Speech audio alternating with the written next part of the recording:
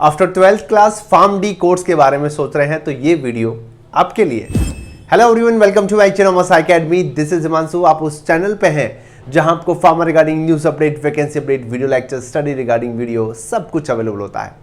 ये वीडियो उन सभी स्टूडेंट के लिए हेल्पफुल होने वाला है जो जानना चाहते हैं कि सर मैं फार्म डी कोर्स करना चाहता हूं, मैं फार्म डी कोर्स के बारे में जानना चाहता हूं। सर मेरे 12th में साइंस है, मैथ्स है या बायो है, मैं फार्म डी कोर्स के बारे में कंप्लीटली जानना चाहता हूं। सर इसकी eligibility, course duration, course fees और लास्ट सबसे मोस्ट इंपॉर्टेंट जो सोच के सभी इस कोर्स में एंटर होते हैं, सर फ्यूचर स्कोप क्या है, मतलब कि ये करने के बाद क्या, व्हाट नेक्स्ट, फार्म डी करने के बाद कहां कहां किस किस सेक्टर में हम जॉब लग सकते हैं, किस किस सेक्टर में हमारी जॉब लग सकती है। कंप्लीट हकीकत जो है इसको हम डिस्कस करेंगे, क्योंकि आप सभी जानते हैं भैया कि हमारी जो एक्सपर्टीज है वो फार्मेसी है। साथ साथ मैं आपको उन सभी पॉइंट को बताऊंगा कि भैया हाल ही में जो हमारी रेगुलेटरी बॉडी है यानी कि pharmacy council of India, pharm D को लेकर एक नोटिफिकेशन है, इसके फ्यूचर स्कोप को लेकर वो सर क्या कुछ रहने वाला है, इंप्लीमेंट हो गया नहीं हो गया, इसको भी बात करेंगे, जिससे कि आप सब कुछ समझ पाएंगे कि सर फार्म डी कोर्स बढ़िया है या फिर हमें बी फार्मा कर लेना चाहिए। एक और मैं कंपैरिजन का वीडियो जो है वो भी बना दूंगा, उसके ऊपर भी आपको पता चल जाएगा। हाल ही में इस वीडियो लेक्चर में हम फार्म डी कोर्स के बारे में बात करेंगे।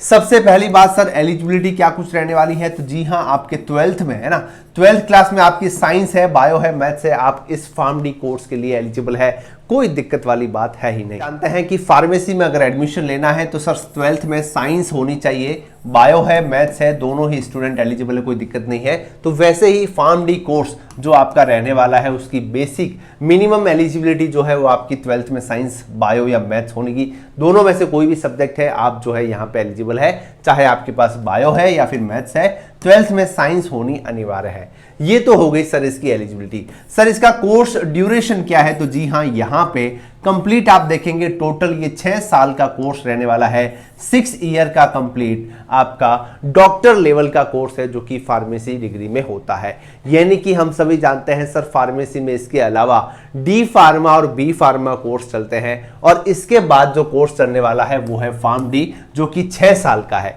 देखिए काफी बार स्टूडेंट कंफ्यूज हो जाता है डी फार्मा और फार्म डी को लेकर, तो भैया टोटली दोनों ही डिफरेंस है ना। डी फार्मा तो ओनली फॉर जो है वो आपका डिप्लोमा लेवल का 2 साल का कोर्स रहने वाला है, बी फार्मा जो है वो आपका बैचलर डिग्री है ना, ग्रेजुएशन जैसे आपके 4 साल की इंजीनियरिंग होती है वैसे बैचलर ऑफ फार्मेसी रहने वाली है।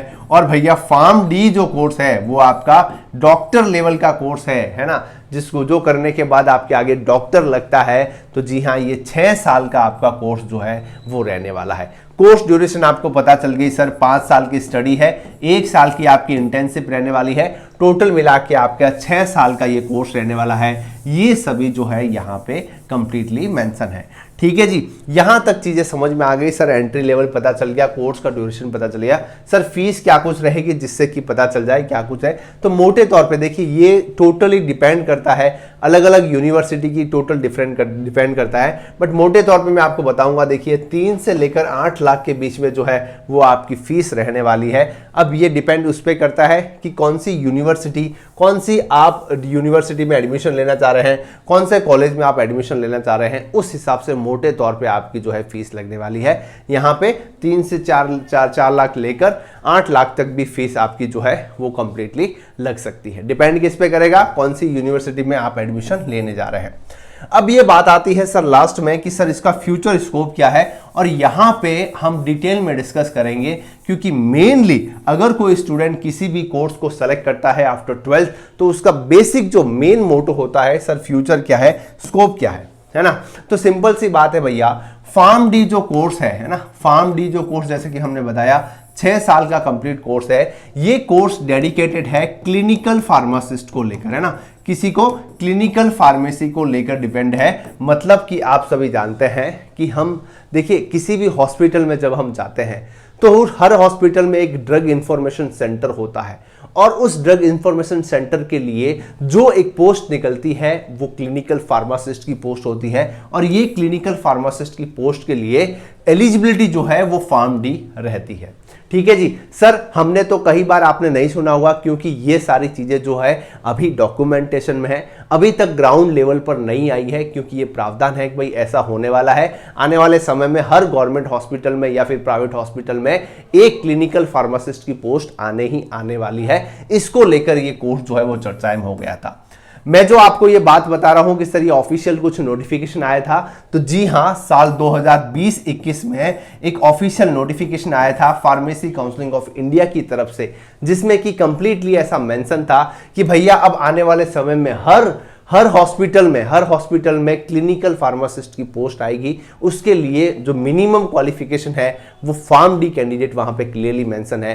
कोई बी फार्म डी फार्म कोई भी एलिजिबिलिटी नहीं है, only for pharm D candidate eligible है। मतलब कि जो ड्रग इंफॉर्मेशन सेंटर होगा उनके लिए फार्म डी कैंडिडेट एलिजिबल है।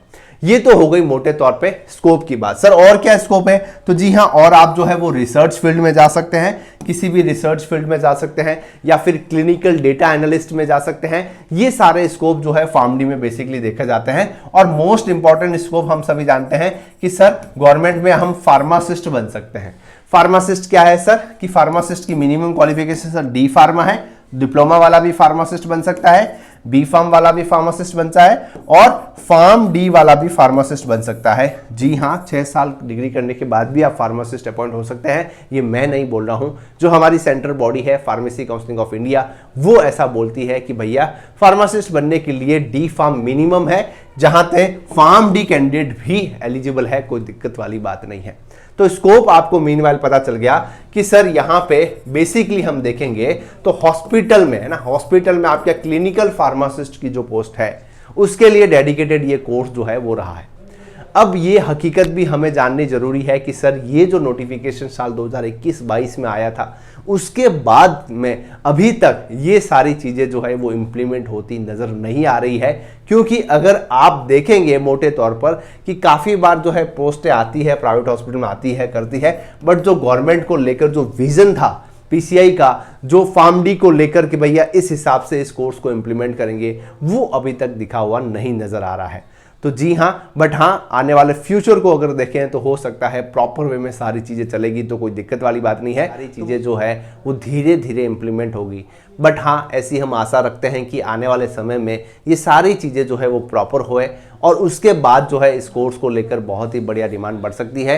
क्योंकि जब ये क्लिनिकल फार्मासिस्ट की पोस्ट प्रॉपर वे में आने लग गई, जहाँ पे फार्म डी स्टूडेंट लगने लग गए, तो हो सकता है आने वाले समय में एक ब्राइट फ्यूचर जो है फार्म डी के लिए बन के आएगा।